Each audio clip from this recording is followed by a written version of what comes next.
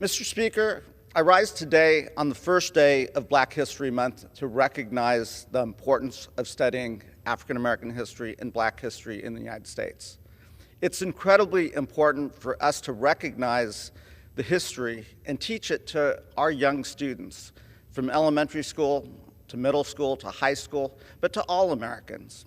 We have to understand the good and the bad. We have to understand the legacy of slavery, of Jim Crow, of mass incarceration. We need to understand, as I stand here on the floor of the House of Representatives in the United States Capitol, a beacon of democracy and freedom, that this is a building that was built by enslaved people. It's important for us to understand that because we need to recognize that and get better and teach that to future generations of Americans. We also need to recognize the accomplishments of individuals, the moral character of our former colleague, John Lewis, who really was the moral backbone of this institution.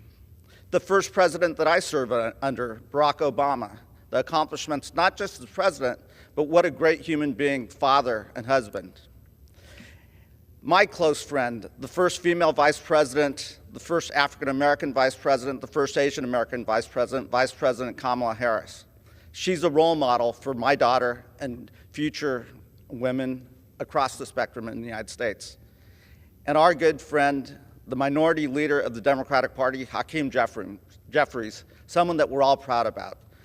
So let's understand African American history, let's teach it, let's not try to erase the parts that we don't want to teach, because if we don't teach history, we will be condemned to repeat some of those mistakes. We need to learn from the past, and we need to get better. Let's teach it to all of our students.